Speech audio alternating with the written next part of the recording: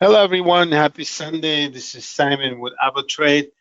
And as I'm starting my webinar, I'm just thinking this week went by so fast. I feel like just yesterday I did the webinar and the week passed. It's crazy. I don't know if it's the same by you, but it's been a hell of a week. I had a lot of announcements, especially from US. It was interesting week, up and downs, and we finished the week in equity markets almost flat. We'll go into it in the moment, but it's been quite a week and it went by like a few hours. It's really, really quick.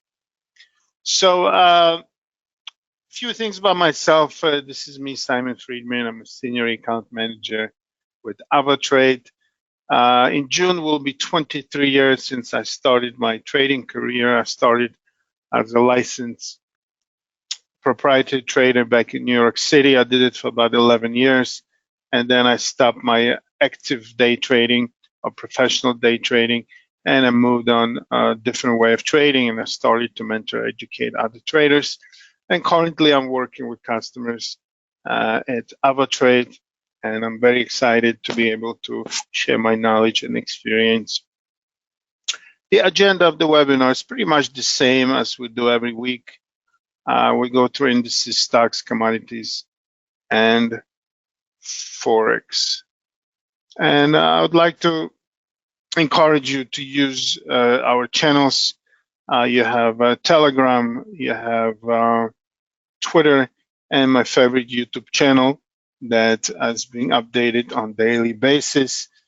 You can subscribe, you can click on the bell, you'll be notified when new things are coming up. Risk warning. What we do here, it's purely educational. You can find a full statement at avatrade.com. So before I go into things, just for new people, just explaining the importance of this webinar. The idea is very simple: to make a plan, and as I always say, you plan your trade and you trade your plan. This way, your trading can become more structured, more organized, less impulsive, and maybe more predictable. But even that doesn't guarantee that you'll succeed all the time. But it just brings your trading to a more organized and more structured level, which helps not only trading but in life in general. So as you know, I like to take this screenshot. So this one is from the marketwatch.com. And it's a short article that you can find and read. And it says the three scenarios: that is going to be no landing, hard landing, and soft landing possibilities. That means that we might avoid a recession, we might have a hard recession, or maybe soft recession, and so on. So interesting how they dressed Powell in the pilot's uniform, and it's true. And as I say sometimes, the one man has so much power that he affects not just US markets, but global markets with maybe a word or sentence or speech. So let's see where we had it. There's actually a site. I found also this article on MarketWatch, but they're quoting this site called CME Group's FedWatch, and I actually typed it in. You can just type in CME Group FedWatch and we'll bring you to CME site. And you can see actually, it shows on the site even a timer, how long is to the next FOMC rate decision. And it actually shows you the percentage of certain rates, and it's changing. So I'm just gonna quote here the numbers, what they say as of now. They said that the site says the futures market is pricing in three more quarter point hikes from the current 4.5 to 475 at the Federal Open Market Committee March, May, and June meetings. Okay, so they're saying there's going to be three more rate hikes, a quarter of a point each. And the quote continues: the change in outlook was the addition of the last quarter point move with a 57.5 probability of peak of at least 5.25 to 5.5 in June as of Friday's settlement. Okay, so as of Friday, there's a 57.5 probability that in June, which is the third projected hike, will be at 5.25 to 5.5% interest rate. Okay, so I just wanted to mention that it's important, and you can watch it actually and track that. Now, also economic calendar. Last week we had a busy schedule. We had CPI numbers, we had retail sales, we had PPI numbers, and market reacted for each event, as I shared with you in last week's webinar. And we had up and downs. The mood in general is down because based on all these numbers, which were higher than expected, it looks like Feds are going to continue raising the interest rate. And some of the Feds, they said that might even consider a 0.5 point increase. So we'll see what's the next a meeting will show. That's going to be interesting if they decide to really do more aggressively 0.5. So those numbers, as I mentioned, they caused the market take a dive a little bit, but it was not going straight up. It was going up and down, up and down. It looks like there's a fight going on there. So let's see what's waiting for us in this week. And again, for new people, just want to bring up the importance of the economic calendar.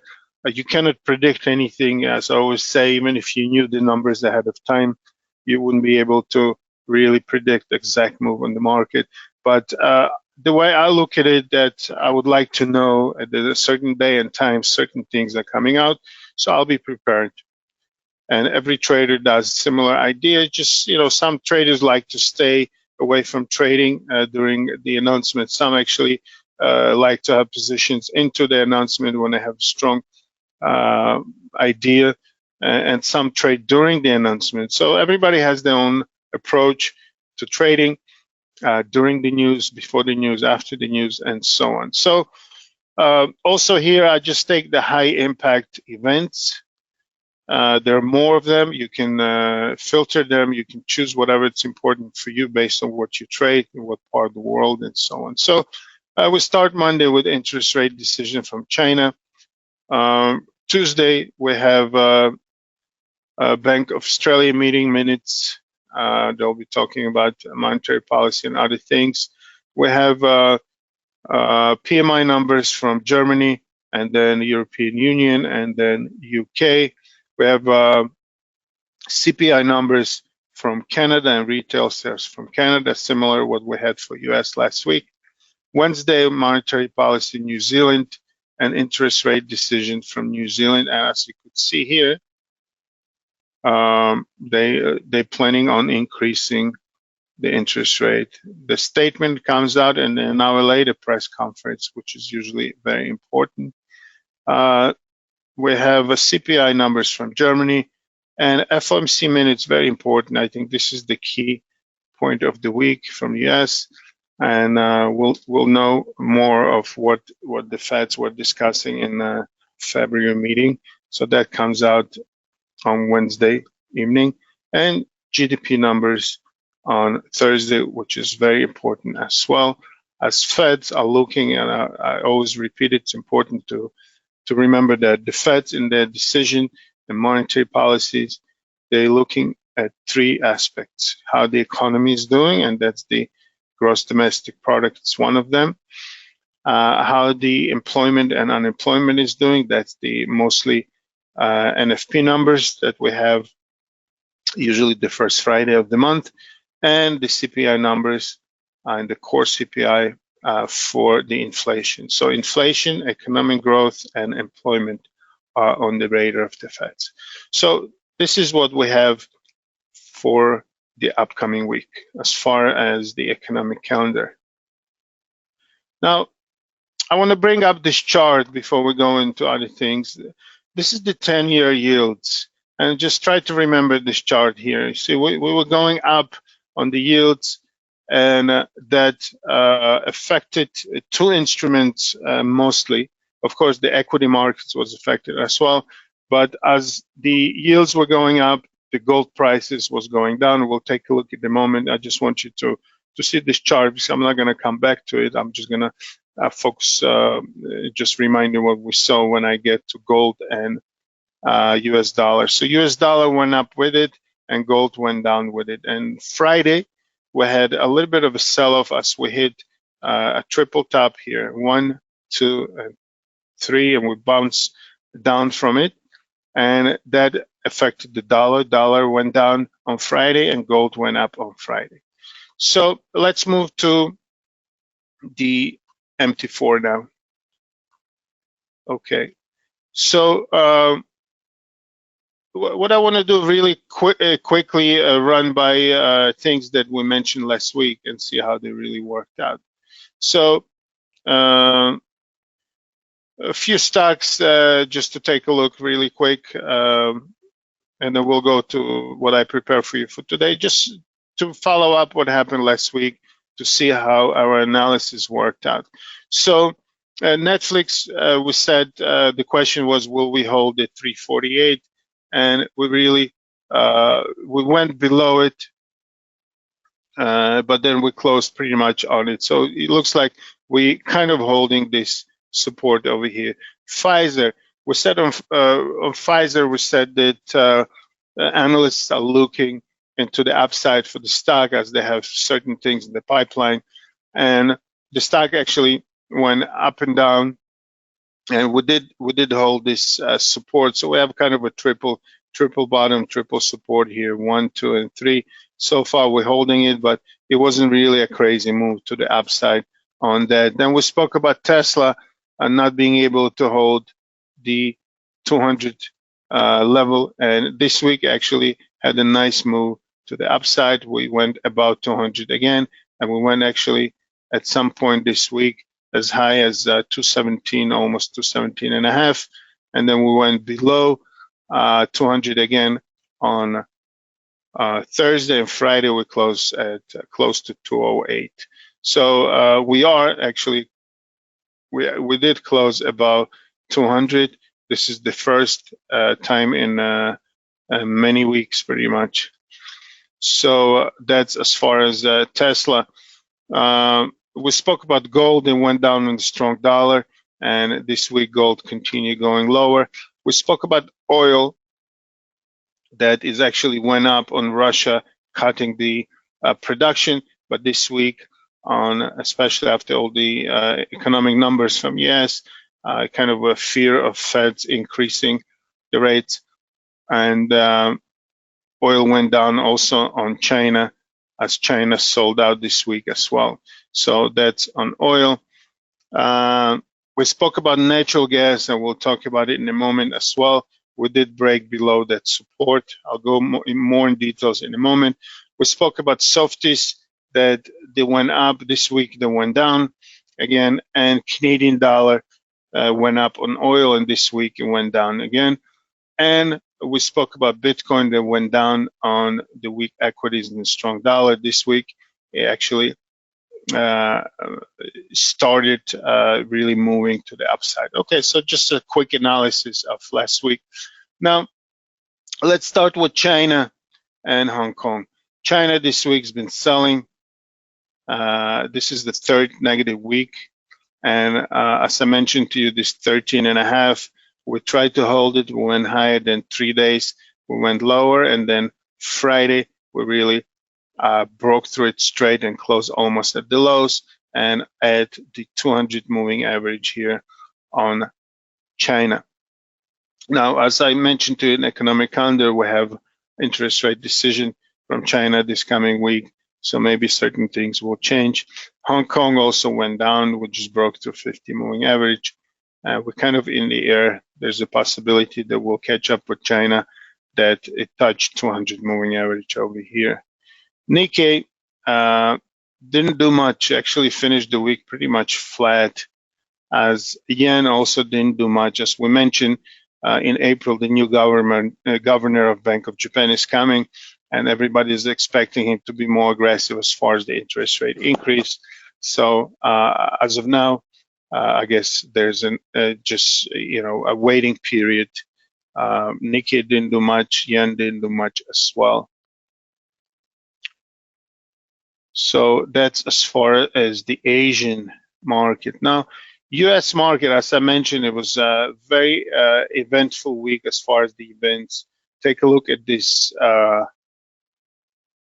At each announcement, take a look at these spikes up and down, and with all that excitement, actually we didn't do much. We finished the week almost at the same spot. So a lot of excitement at the end. I just want to give you the numbers just out of curiosity. The open of the week on S&P, I'm not going to go through other US indices in detail. I just want to show S&P. So S&P opened at 40.89 1/4. It went as high as 41.85 3/4 and as low as 40.55.75, and it closed at 40.86. So it closed less than $3 or 3 points lower from the opening with all this excitement. So it just tells you that it looks like the two camps are pretty much equal. The buyers and the sellers, or the bulls and the bears, or the optimists and the pessimists. It's a big fight, and actually I'm happy with the fight is because the tension is growing, and we're gonna have a big move one way or another. As of now, if you take a look at the daily chart, we really clearly kind of are showing this channel here between 40, roughly 4,100 and 4,200, like $100 channel. It's really building up over here. And if you take a look on the weekly chart, we're still from the peak of the end of 2021. We keep on zigzagging to the downside. A lower high, lower low, lower high, lower low, lower high, and we didn't make a lower low so far, but we didn't make the higher high either. So we could easily go and try to break this previous high, or we can actually just tank down, which some analysts are predicting as well. So we are in an interesting spot here. Now, unlike US, indices finishing pretty much flat. There was a small gain, but we have FTSE and the French index making historical new highs. And I just want to take a look at FTSE or US 100. Take a look. The CPI numbers came actually lower than expected, so they took it as a positive thing, thinking the Bank of England will be less aggressive in the interest rate policies. So FTSE hit the all-time high, and we actually closed almost on the highs. Thursday was the highest point. We hit 80.20, and Friday a little bit lower, but we finished the week very, very strongly. The same thing in French index. We finished the week in the historical highs, a little bit higher than this high here that we had back in January. It's a big effort that the index did. Take a look. We had the high here, 73.82, and we closed at 73.82.5, half a point higher. Isn't that funny? They just push for that half point to close at the highs. Again, as they call trading, manipulation and speculation, so you can look at it that way as well. Let's see if this thing holds, if we continue higher, or we're going to take a profit. We'll watch the upcoming week. Now DAX also trying to climb. It didn't really hit that level yet of the all-time highs, but it's really fighting these 3 weeks. We're trying to break out of this range, and it's having a little bit of a hard time. So let's see what's next for DAX. As far as indices, I think that's it. Let's move to the stocks. And Cisco had nice reports or predictions or whatever they reported. I didn't go into details, but it did have a gap up and went higher. And Friday, a little bit of the red, but still we're kind of holding above this previous high on Cisco. That's a good sign for technology, I'd say. Pfizer, we spoke about Pfizer, that it's kind of holding here. Let's see if this week will trigger that. And also on the market, not so strong on Friday. Pfizer had a little bit of effort to the upside. That's pretty good. Now, Apple, interesting developments. When the big fund is purchasing stake in certain company, they need to report it officially. So Warren Buffett of Berkshire Hathaway just reported that in fourth quarter, they bought 333,856 shares of Apple Inc. So currently the stake or the holdings in Apple stock is 116 billion. It's a huge holding and they just increased it. So the stock, I guess, initially reacted to it, but then Friday it was a sell-off and closed pretty much flat. But we are about the key level of 150 on Apple. Usually it struggles around that level. So let's see how this week will play. Another thing is Boeing. They just White House reported actually, and they also spoke about increasing the ties with India. Air India just signed a contract. They'll be ordering a lot of planes, totaling about $34 billion. And I just took the numbers here. The Boeing will supply Air India with 190 Boeing 737 MAX, 20 model 787, and 10 model 777X. Total number of planes are going to be 220 planes, and the totaling of $34 billion. So if you remember, I mentioned to you that the Boeing was going up. Even the market was selling Boeing strong. So I guess somebody knew something. Now the question is, what's going to be next after this big consolidation here? Will we go higher, or will be some profit taking place? I guess we'll find out soon. If you look at the weekly chart, it looks like Boeing is ready to go higher. It was a big move of the first week of the year, and then there was a big consolidation here. So we might move higher and kind of retest this 225, 226 level, and we're getting closer to 200 moving average as well. And if you take a look at the monthly chart, if Boeing decides to go higher, we can actually go much higher and retest the previous resistance. So we'll find out in upcoming days and weeks. Now, we also mentioned that oil, and let's move into oil now, into commodities. Now, oil, last week we spoke about Russia announcing that starting March they'll cut production, and oil reacted in a positive way, but this week it's sold out. It could be on China, it could be on the fear of demand shrinking, and so on. So I think I mentioned it, I'm not 100% sure, but last week we spoke about, or I think we spoke about Chevron and ExxonMobil. So Exxon went up on oil going higher, but I mentioned that Chevron didn't. And take a look what happened, something that I always mention, the relevant strength. So when the oil sold out, take a look at how Chevron just tanked. ExxonMobil reacted to it, but it was strong before, just normal reaction. But Chevron didn't go up on the strong oil, and it just tanked or continued going lower on the weak oil prices. Now, our favorite natural gas, very sad, tragic story. Sorry for dramatizing it, but natural gas has been really, really suffering.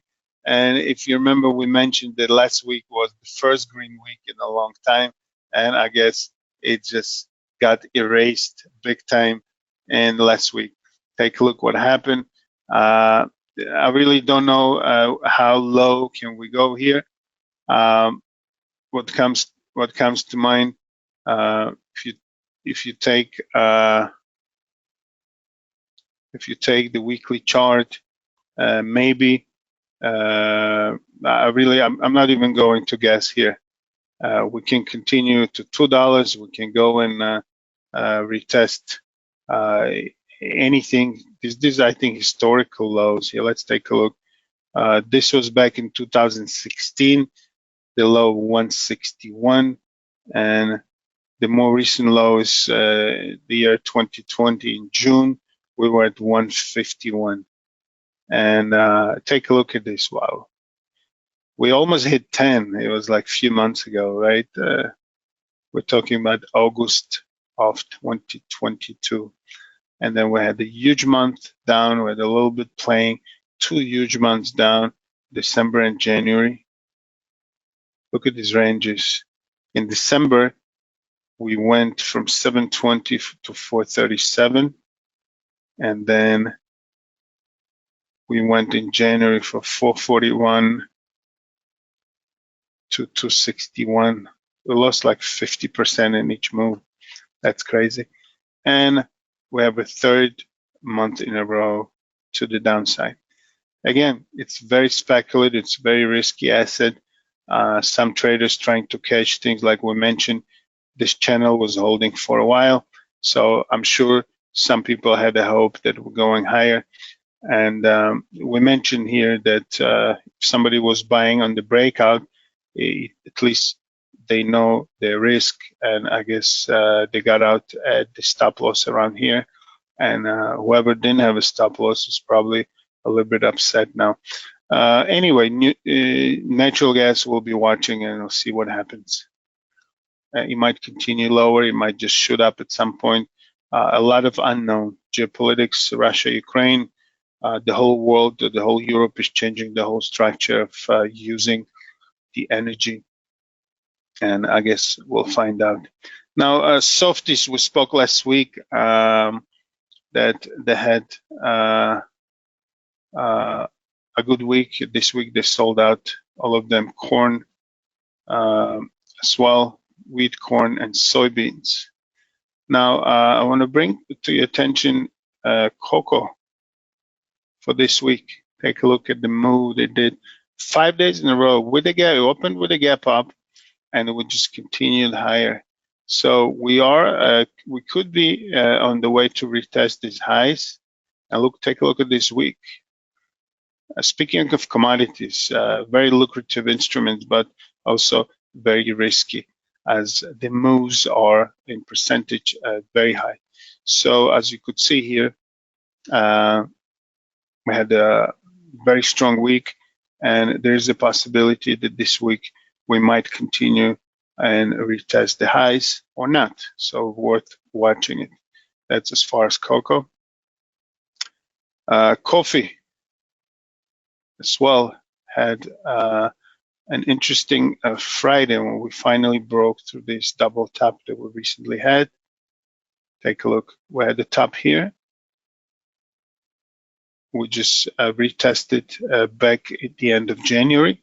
We retested a few days back, and then Friday we finally broke through it and closed almost at the highs. So we could be actually moving here in between 100 and the 200 moving averages here. And there's always a possibility of continuing and reaching the 200 moving average. And if we are going lower, we need to see how we're really playing around this 183 level, which we couldn't break for a long time. So coffee is the other one from commodities to pay attention to, together with cocoa. Okay, now we're coming to gold, and the chart that I showed you with the 10-year yields. As the yields were going higher, take a look. At the same time, gold sold out, and as Friday yields cooled down a little bit, gold had a nice move. We closed at the highs. So here we're between 100 and 50 moving average on gold. We'll be watching the yields. We'll be watching FOMC this week, and let's see how gold reacts to it. Also, Palladium, I think we spoke about last week. Palladium, we said will hold the 1530 level, the one that we visited December of 2021. We didn't hold it. We went lower this week, but we did actually hold this level here that I marked 1483. That's what this huge range week started, and that's what the whole move to the upside started. And this was back in March 22nd, week of March 22nd, a year 2020. So we closed pretty much on the same level with the spike below and closing that level. So let's watch Palladium this week, and let's see if we manage to have a move to the upside. As you see over here, the last 2 hours action, we were below, closed below, then we closed above, and then we had another spike to the bottom, but the open and the close are about the 1483 line. So let's see if we manage to go higher. Would be even better if we manage to establish the support back at about 1530 and maybe open our way to the upside. Let's see what happens in that direction the upcoming week in Palladium. Now, copper is the last commodity. It's kind of fighting the trend.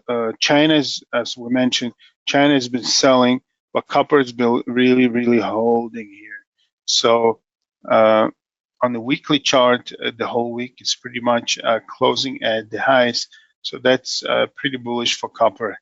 Let's see if copper catches up with China, or China catches up with copper in the upcoming week. Let's take a look what happens then. Now, let's go into Forex. I will start, of course, with dollar index, just to repeat what we said as far as the 10-year yields. Dollar's been going higher on that, and Friday went down with the yields going down as well. Now, the majors, Australian dollar had a down week Friday. It just purely a dollar action right here. New Zealand dollar is sold out. As I mentioned to you, there's an interest rate decision this week. Let's see if it adds some strength to New Zealand dollar. It looks like we're holding around these levels here on New Zealand dollar. USD JPY, it's struggling to break the upside of 134.5, 134.50. It looks like a strong resistance here. Let's see what this week brings. We tried to break it to the upside for a while. First, we did here. That was end of 2022. Another attempt the first week of January 6th. And now 3 days in a row, we tried to break through it, and we can't. So it looks like the resistance really holding here. Let's see the upcoming week what it shows. Euro dollar, it's holding the support here. And again, let's see what this week brings as far as the FOMC meeting and other events that we have. GBP USD. Friday was the upside. Here was sold also on the strong dollar, and also, as I mentioned to you, the CPI data became lower, so it kind of UK market relaxed, thinking that the Bank of England will be less aggressive, and that also added a little bit softness to the pound. And USD CAD also bounced to the upside since the weakness came to the oil market. And for new people, it explained that Canadian dollar is very sensitive to the price of oil, as Canada is one of the exporters of the commodity. So that's USD CAD. And let's take a look at Swiss franc. Same thing. Swiss franc, it's been very strong. Dollar is not really managing to break about the 0.93 here. It's been trying for a long time, and it couldn't do it. So, but we're not going down either. So the support is holding around 0.92, and the resistance around 0.93. So it looks like we're building this channel within this range over here. And let's have our dessert. And dessert for today is Bitcoin. We actually are playing with 24,000. I think on Thursday we hit the 25,000, and we're really playing. We're trying to break above that, and that's also a stick of two averages. You have this is the weekly chart. The 50-week and the 200-week averages are the same spot, and they're right around 25,000. So I think the fight will continue.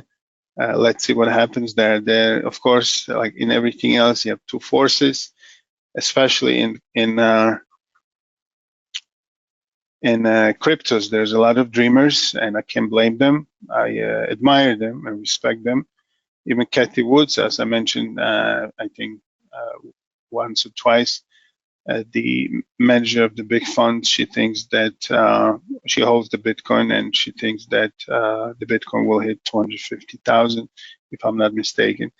And some analysts and scientists, whoever they are, they come up with this idea that the fair value of Bitcoin at this point is around 27,000. So let's see. Let's see what happens. As of now, we are holding this 25,000 resistance, so we didn't break through it yet. And what's positive here, you have the golden cross, the 50 moving average. I think I mentioned it a week or two ago, that it's crossing to the upside of 50 moving average above the 200. That's golden cross. And maybe we'll see actually a breakout that didn't happen for a while. We were here in August of 2022. Okay. All right, everyone. I want to thank you for attending our webinars, and I want to wish everyone a great weekend, whatever's left of it, and have some energy, have some rest, enjoy the weekend, prepare yourself for the week, and I wish everyone happy and successful brand new week. All the best. Take care.